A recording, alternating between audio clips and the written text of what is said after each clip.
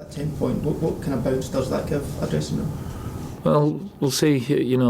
Not seeing the players that played last night. They were just doing a recovery day, and the rest of them have been nice and bright this morning.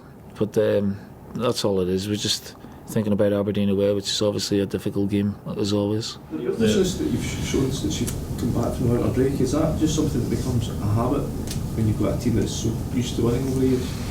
It's a hard habit, people asking questions about you all the time. The motivation's high, so it's a good habit to have. It's very pleasing, obviously, but it showed that they're still willing not to give anything up and take on all challenges, and whatever style of play that they want to come up against, they're there to work it out. Is that hunger that they've got? Does it surprise you? Does it impress you? Is it a surprise to see them? That's really impressive. I mean, the desire last night, to keep going, right to the final whistle to score more goals was fantastic. You had Chris Eyre at the end galloping down the right wing, and he showed another side to this game as well. He's been so consistent this season. Anyway, we're in a good place at the minute. We're not getting carried away, and we're just game at a time. You didn't overreact to the second defeat against Rangers. Is that part of your strategy this now? Is it don't overreact to what's happened last night? Yeah. Is it just keep it an even keel? Because that's even keel, yeah. Because there'll be peaks and troughs as we go along. There's more difficult games to come, and then you've got the splits. So there's a lot of football still to go. Do you think maybe even subconsciously that gap can maybe take a bit of pressure off the players? Well, if you mean they're going to get complacent, then I doubt it very much. They'll maybe want to try and increase it if they can. I think that's the mode of thinking here at the minute. No complacency. Don't take anything for granted. Let's just, you're fresh. You're fit. You look hungry. Let's stay that way. Do you think the players have hit a sort of new level this season in terms of just how well they're playing at the moment? I don't know. You need to ask somebody else that, because I haven't been witnessing the games over the last few years. But I think some of the football this season's been spectacular, and we've racked up some really good scorelines as well. Is this turn in form kind of coincided with you changing the formation to the back three? Is that a coincidence, or can you take some credit for that change in tactics? We just looked at it, looked at the personnel, and looked at the players that we had, and we just felt that we get a little bit maybe stale with the 4-3-3. We can always go back to that, or we can stay with the three. So we're flexible in whatever formation that we want to play. I guess the results are obvious, but for you, what are the benefits of a 3-5-2 and getting more players on the pitch, and who's it been the best to have? Strikers, I think. I think all of a sudden you start building partnerships. We've got three really strong centre halves. It gives you the three in midfield, and if you've got pace wide, which we do, you can utilise that as well. I thought that Greg Taylor had an outstanding game last night. One of his best since he's been here. And I like, the style of football, the more possession based at times as well that it brings. You've mentioned in the past that you're a fan of Antonio Conte using that system. Was this something you kind of you came about over the winter break, where you kind of took a look at the tactics board and thought, right, let's try and shake things up? It was because we had a lot of wingers out injured as well at the time. At the one time, we felt that there was something we could look at. I played under Martin O'Neill with that system for a long, long time as well. So it can work. Conte's Juventus was very successful, and he's having good joy again with Inter Milan, and obviously won the Premier League with Chelsea. He's sort of mastered it really. But I'm not saying it's set in stone for us going forward this season, and we'll see how we go with it. I know you've got Aberdeen before, but is it a system that would work well in Europe, perhaps better than a back four? I don't know. With the back four in Europe, we've been very good. So again, we'll address that when the Copenhagen game comes around. You touched on it a bit last night in terms of the leadership within your squad, and the fact they have so many players have been over the course and distance. The fact that's a quality, you can't really buy that quality in terms of what you have in that squad. Does that add to your advantage going into what will be the run-in for the rest of the season? I don't know about it adding to the advantage. It's just good to have these players who've been there and done it. many times as well.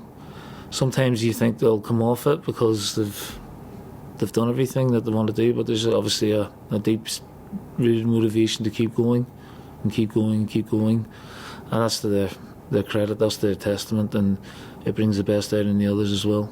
So well on Callum McGregor as well, because he just seems to be playing in almost every game, but that standard is not dropping at all. He's fantastic. He's been fantastic all season. Scored again last night, so I'm really delighted with the goals return from him so far. But his reading of the game, his understanding of the game, his quality on the ball, his pace, driving the game. He always seems to pick the right moment, the right pass. It's just a sign of a quality player. The fact you've been through the academies, do you think he's got the qualities of being a former Celtic captain in that sense? In terms of permanently, to replace Scott Brown? I think he would be a very good candidate, yes. Julian scored 8 goals already this season. How does the combination of his delivery and his aerial ability developing? Do you think it comes at a good time for 2 different away games? Yeah, we look more for threat set players with, either Ryan or Lee's deliveries. We've got good height in the team, and Christopher's definitely a big threat. And we knew that before we bought him, and to score 8 goals already this season is a great return. I was delighted for Juzo to get his goal last night. It was a really good header as well.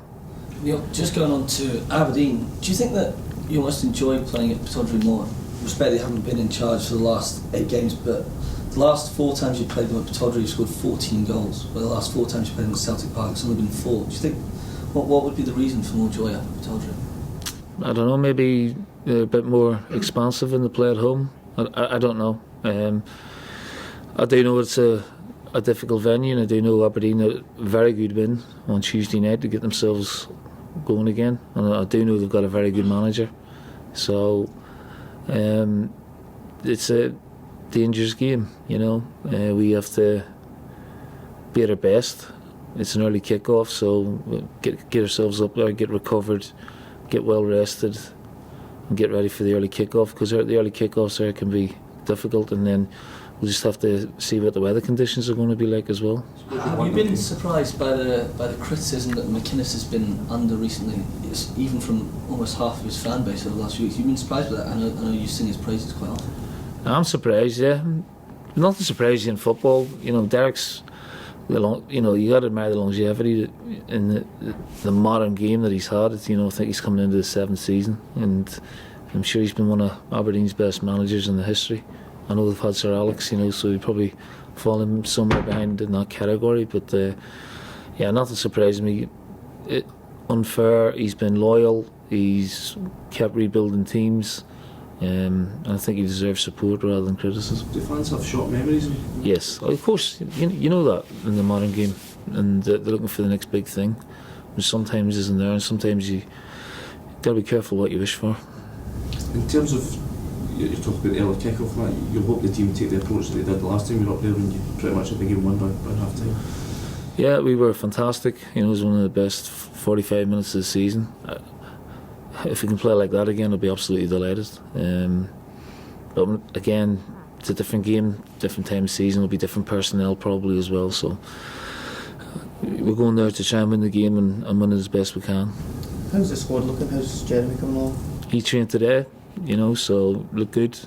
Beaton and El Hamid, they've been training this week, so they're into the groove, and obviously Moy's more or less fully fit now as well. So.